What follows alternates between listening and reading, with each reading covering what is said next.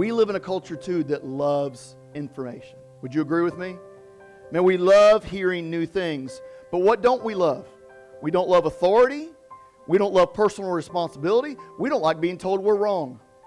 Those are challenges to the gospel. Would you agree with that? Right? Those are challenges there. But our culture also loves stories.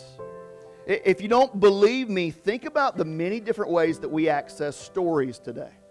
Right? There's still the old reliable book. Right? I know you call that thing says pages like this. That's a book.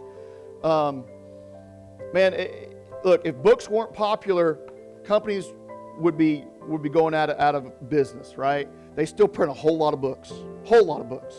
And so, man, we love books. We still love to read. We love stories. We still have this thing called radio that most of us turn on every day when we get into the car, right? And man, what's going on? We're hearing new stories. We're hearing news. We still have this thing called television that we turn on that has 1,000 channels these days, right? And what is on that television? New stories.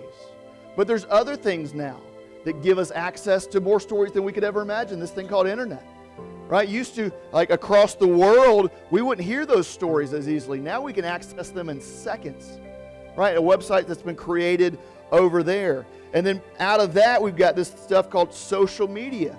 Right? That we continue to access news, information, all these different things. And social media, what is that about? It's short snippets of stories. Right? That's all it really is. And then we have this other stuff called podcasts. What are podcasts? Right? It's just another way to hear more stories. We got streaming services, and that gives us 1,001 more channels. Well, what do we need to help create more of these channels? Stories. Right? These new characters, these new people. And it's kind of the same story with new faces, is all it really is. But even go deeper than that. Why do we love things like sports? I mean, when I watch different seasons of baseball, basketball, football, you know what I hear these commentators on ESPN talk about? The stories of this season. What are the main storylines of this year?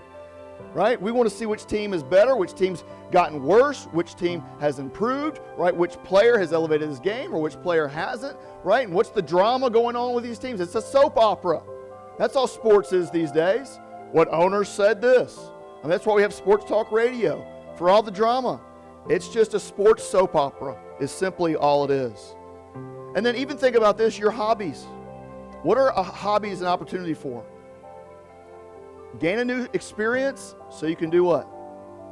Tell a new story. Hey, listen to what I did this weekend. Listen to this huge fish that I caught. And let me tell you how I caught it. Right? It's just a story. That's all it is. We're the same today as they were back then. And man, all they wanted was to hear something new, right? A new 15 minutes of information to carry my mind a little way. Tomorrow, I'll care about something else. You need to understand something. In our culture, we don't need new stories. We don't need new ideas. We need new life. And the gospel is about telling the old story so that people might receive new life. Right? We have to have eyes to see what our culture loves and what our culture hungers for, and then use that hunger to give them what they need. May we be believers who do that. Amen?